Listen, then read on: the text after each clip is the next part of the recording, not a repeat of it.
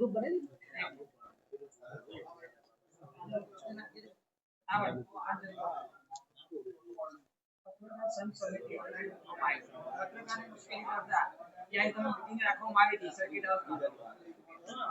પત્રકાર સંઘર્ષ સમિતિ હર હંમેશ પત્રકાર મિત્રોના માટે 24 કલાક જરૂરિયાત પડે ત્યાં આગળ હર હંમેશ ઊભા છે ખડે પગે. પત્રકાર સંઘર્ષ સમિતિ દ્વારા 2017માં રચના કરવામાં આવી હતી. 2018માં પત્રકાર મિત્રો એકબીજાનો સંપર્ક કરી શકે તેને લઈને એક બુક બનાવવામાં આવી હતી જેનું નામ હતું પત્રકાર ટેલિફોન સંપર્ક ડિરેક્ટરી 2018. ત્યાર પછી અત્યારે હાલ પત્રકાર સંઘર્ષ સમિતિ દ્વારા આગામી સમયમાં એકબીજા પત્રકારો એકબીજાનો સંપર્ક કરી શકે. વડોદરા જિલ્લો હોય, ડાંગ જિલ્લો હોય, આ હોય, વડોદરા ગુજરાતના છેવાડાના પત્રકાર સુધી પહોંચવું છે અને તમામ પત્રકાર મિત્રોનો ડેટા જે રીતે યલો પેજીસ ડિરેક્ટરી હોય એ રીતે આપણા પત્રકાર મિત્રોની ડિરેક્ટરી બની રહી છે. તેના માટે આજે મિટિંગનું આયોજન હતું અને એક શોર્ટ મેસેજમાં 100 થી વધારે પત્રકાર મિત્રો અહીંયા ઉપસ્થિત રહ્યા. તે બદલ તેઓનો દિલપૂર્વક હૃદયથી આભાર માનું છું. પત્રકાર સંઘર્ષ સમિતિ આગામી સમયમાં વડોદરા તેમજ અનેક જગ્યા પર જે દૂષણ ચાલી રહ્યું છે અને પત્રકારને બે નજરે જોવાય છે, એક છે આરએનઆઈ અને બીજું છે એમએસએમઈ. તેના વિરુદ્ધ જે બધાને એક નજરે જોવાય તેની મુહિમ છેડશે અને આરએનઆઈ અને એમએસએમઈ નો જે અલગ અલગ ભાગલા પાડવા વાળા લોકો છે તેઓને ઉઘાડા પાડશે. જે લોકો કહે છે કે એમએસએમઈ ખોટું છે, આરએનઆઈ ખોટું છે, કોઈ વ્યક્તિ ઘરેથી બનાવતું નથી. આરએનઆઈ પણ સરકાર આપે છે અને એમએસએમઈ પણ સરકાર આપે છે. પત્રકાર સંઘર્ષ સમિતિ દ્વારા આવનાર જે સમિતિમાં જોડાશે તે પત્રકારો માટે મેડિક્લેમ, આવાસ યોજના તેમજ સાથે સાથે વીમા કવચની પણ જરૂરિયાતોને લઈને આગામી સમયમાં રજૂઆત કરી પત્રકારોને તેમના હક મળે તે બાબતની કાર્યવાહી કરવામાં આવશે.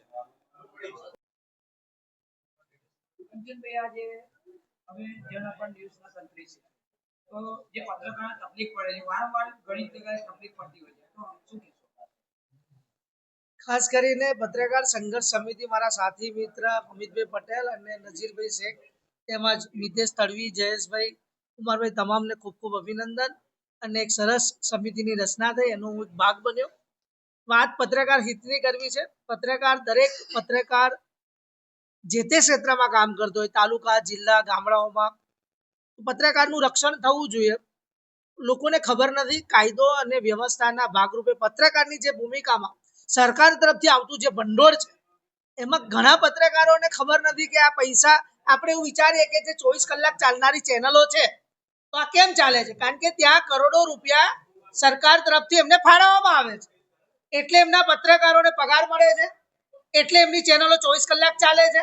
પણ આ બધું ક્યારે મળશે કે તમારું સંગઠન હશે, વધારે પત્રકારો ભેગા થશો તો આપણે મુખ્યમંત્રી શ્રીને જઈને ગાંધીનગરમાં રજૂઆત કરીશું કે તમે એમને 3-3 કરોડ રૂપિયા આપતા હોય, કરોડોની માવજત રકમ જે કહેવાય કે સંખ્યામાં તમે રૂપિયા આપતા હોય, ત્યારે અમે તો નાના પત્રકાર છો તો અમને અમારા માટેની જોગવાઈ શું છે? અમાને કઈ થઈ જાય, અમે ફિલ્ડમાં કામ કરીએ તો અમને આ બધું ક્યારે પ્રોવાઈડ થશે? તો આપણે આ સંઘર્ષ સમિતિના ભાગરૂપે સરકારશ્રી સાથે પત્રકારની જેટલી પણ જે કહેવાય કે સવલતો છે, જેટલા ફાયદા છે, કાયદાને અનુરૂપ જેટલી પણ જે ગ્રાન્ટ છે એ તમામની વાતો, એના હકની વાતો કરીશું.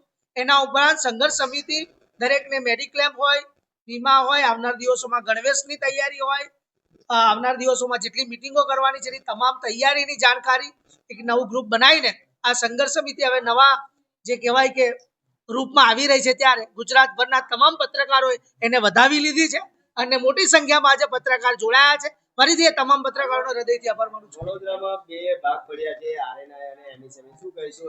હું એટલું કહીશ કે દરેક લાયસન્સ સરકાર પ્રોવાઈડ કરતી હોય એ લોકોને સીધું ગાંધીનગર જવું જોઈએ.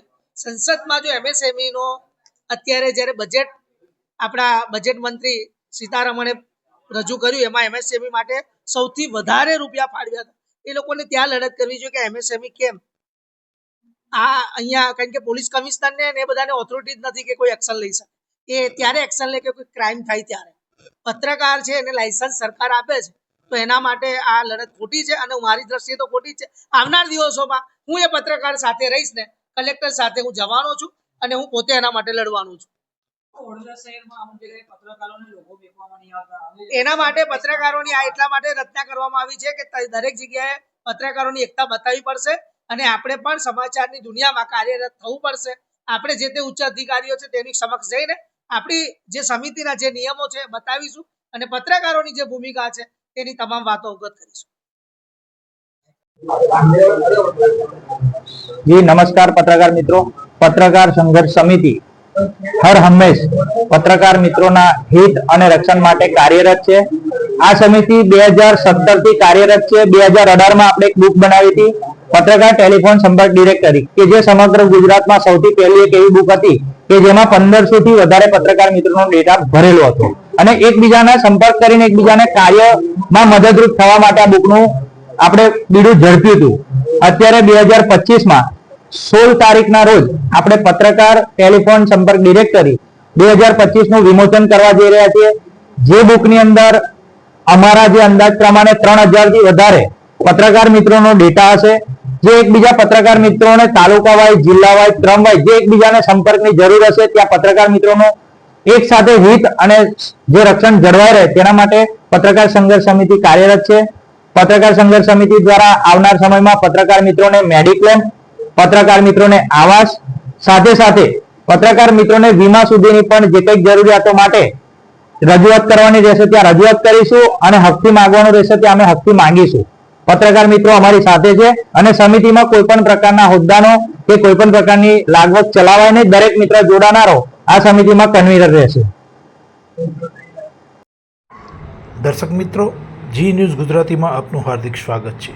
પત્રકાર સંઘર્ષ સમિતિ આજ રોજ સર્કિટ હાઉસ લક્ષ્મી સ્ટુડિયોની બાજુમાં આજવા રોડ સયાજીપુરા ખાતે રાખવામાં આવી હતી.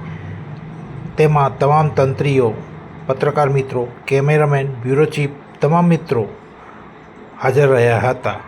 આજ રોજ આગામી ડિરેક્ટરી 2025ના આયોજનના ભાગરૂપે આ કાર્યક્રમ રાખવામાં આવ્યો હતો.